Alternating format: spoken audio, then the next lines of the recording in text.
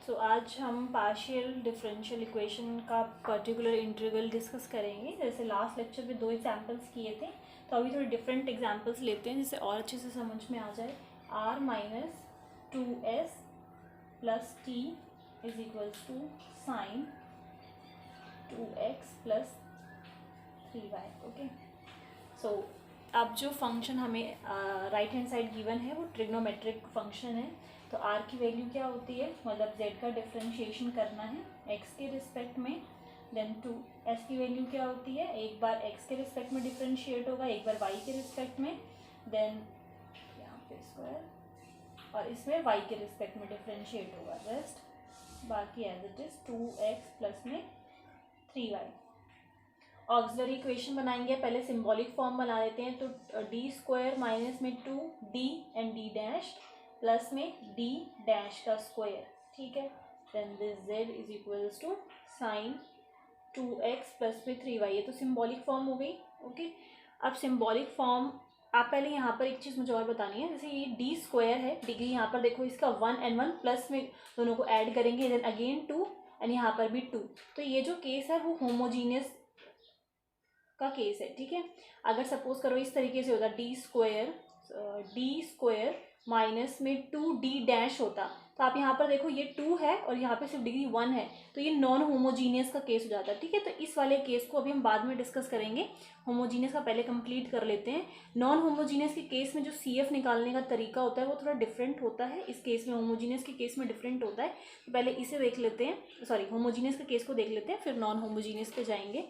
तो ये होमोजीनियस है, इसकी ऑक्सिलरी इक्वेशन हो जाएगी m स्क्वायर माइनस में 2m प्लस में 1 इज इक्वल्स टू 0। कैसे करना है, d की जगह पर m पुट करना है, d डैश की जगह पे 1 पुट करना है। तो यहाँ से m की वैल्यूज हम निकाल सकते हैं।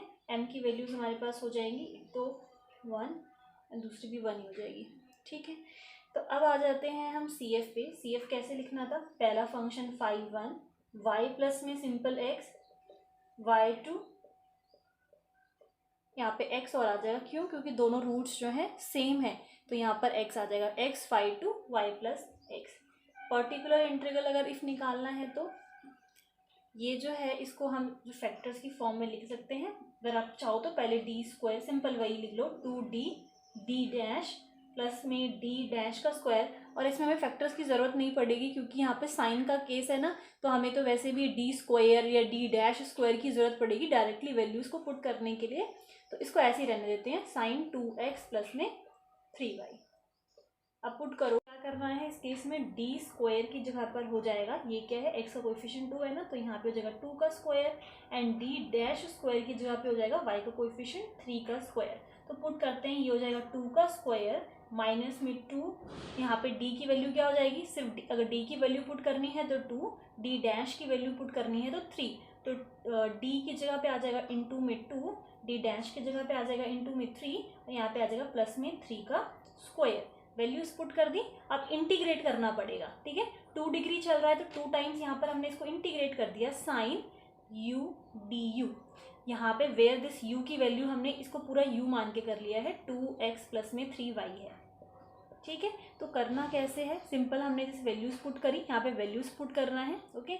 और यहाँ पे ट्वाइस टाइम इंटीग्रेट करना है, ट्वाइस टाइम इंटीग्रेट, क्योंकि डिग्री 2 चल रही है तो ट्वाइस टाइम इंटीग्रेट करेंगे और इस पूरे पोर्शन को u मान लेंगे, सो दैट सिंपल इंटीग्रेशन हो जाए हमारे पास। इसको हम सॉल्व करेंगे तो 2 का स्क्वायर 4 हो जाएगा, 2 इंटू 2 4, 4 3 ज़ा 12 और प्लस 3 का स्क्वायर 9, ठीक है। देन सिंपल ये double integrate sine u du, इसको स्क्वायर कर लेते हैं क्योंकि ट्वाइस टाइम इंटीग्रेट होने वाला है, तो du इंटू में du। अब देखिए सिंपल, ये तो 9 प्लस 4 13, 13 माइनस 2 1, यहाँ पे सिंपल 1 आ गया तो पूरा सॉल्व हो गया। अब इंटीग्रेशन में डबल टाइम इंटीग्रेशन है, साइन u का करेंगे तो क्या आ जाएगा, माइनस का कॉस u। अब फिर से एक बार और इंटीग्रेट करेंगे तो negative as it is, cos u का हो जाएगा माइनस का साइन u, ठीक है।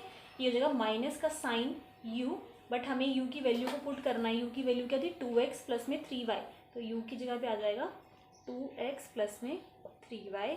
तो जर्नल सॉल्यूशन हमारा क्या हो जाएगा, पहले तो कॉम्प्लीमेंट्री फंक्शन लिख लेते हैं, फाई 1 y प्लस में x फाई 2 y प्लस में x, and then particular integral sine 2x plus में 3y।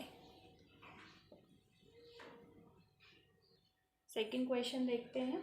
अब एक्सपोनेंशियल का लेते हैं। डी स्क्वायर माइनस में 2d डैश प्लस में d डैश का square this z is equals to ex plus में 2y एक्सपोनेंशियल। ओके, अब यहाँ पे सिंपली अगर मैं सी एफ जल्दी जल्दी निकाल लेते हैं। एम स्क्वायर आ जाएगा माइनस में 2m प्लस में 1 इज इक्वल्स टू 0। तो m की वैल्यू यहाँ पर 1 and 1 आ गया, तो वही सी एफ लास्ट वाले की तरह बिल्कुल एग्जैक्टली सेम होगा। z is equals to 5 x plus में x 5 y प्लस में x। पी आई पे आ जाते हैं। This is equals to 1 upon में डी स्क्वायर माइनस का 2 डी डैश का स्क्वायर और x यहाँ पर राइट हैंड साइड क्या था e to the power x plus में 2y। तो यहाँ पर क्या करना है, x का कोएफिशिएंट देखिए 1 है, तो यहाँ पर 1 आ जाएगा माइनस 2d, वही जैसे लास्ट टाइम किया था। तो ये हो जाएगा फिर से हमारे पास 1 इंटू में d डैश का देखते हैं तो क्या है 2 प्लस में d डैश यहाँ पर क्या हो जाएगा, कोएफिशिएंट क्या है 2, तो 2 का स्क्वायर। जैसे कि लास्ट किया था ना, वही एग्जैक्टली उसी तरीके से ही है। देन यहाँ पर आ जाएगा ट्वाइस टाइम इंटीग्रेशन, और इसको हम u मान लेते हैं तो e की पावर u एंड ये du का स्क्वायर। ठीक है, आपको मेंशन करना पड़ेगा where u is equals to x plus में। इसको सॉल्व कर लेते हैं। यहाँ पर सिंपल 1 2 इंटू 2 4 और यहाँ पर प्लस में 4, ये कैंसिल 1 ही आ गया।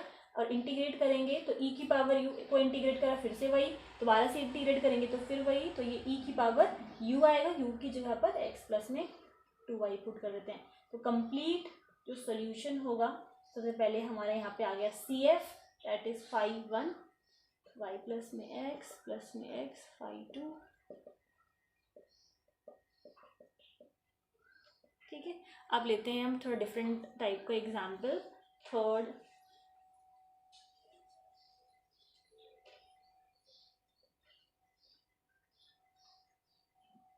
x के रिस्पेक्ट में, देन y के रिस्पेक्ट में, and this will be cos mx cos ny।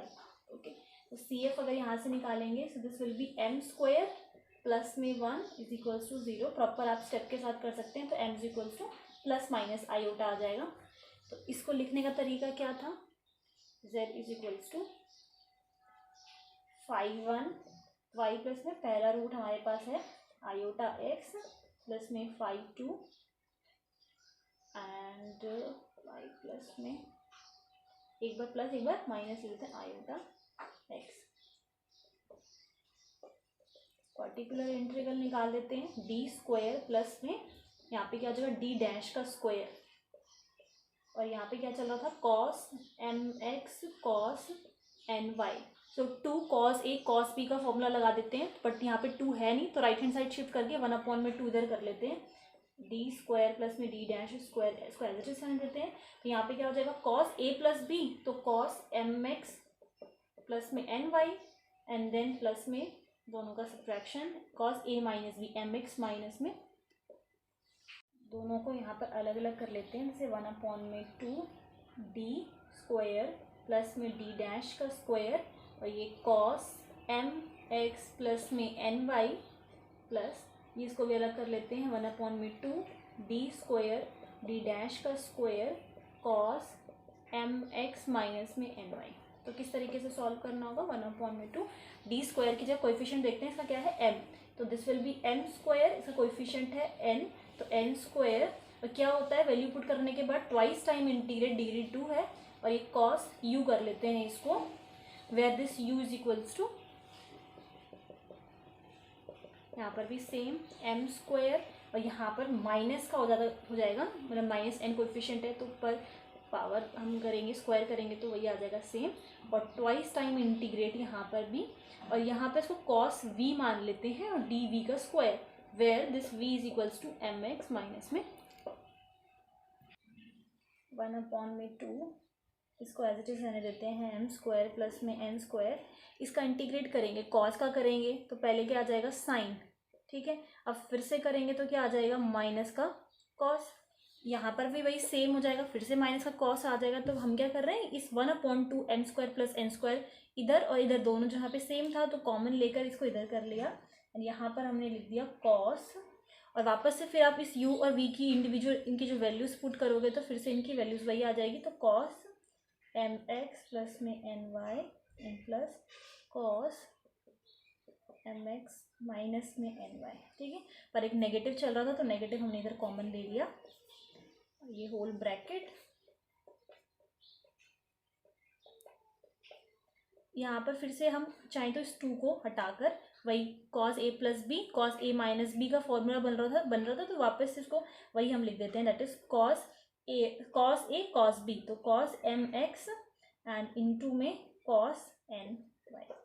तो ये हमारे पास का पर्टिकुलर इंटीग्रल आ गया, माइनस में cos mx cos ny upon में m स्क्वायर प्लस में n स्क्वायर। अब जर्नल सोल्यूशन यहाँ पर निकालेंगे तो पहले कॉम्प्लीमेंट्री फंक्शन लिख लेते हैं, फाई 1 y प्लस में आयोटा x प्लस में फाई 2 y माइनस में iota x and this minus में cos mx cos ny upon में m स्क्वायर प्लस में n स्क्वायर।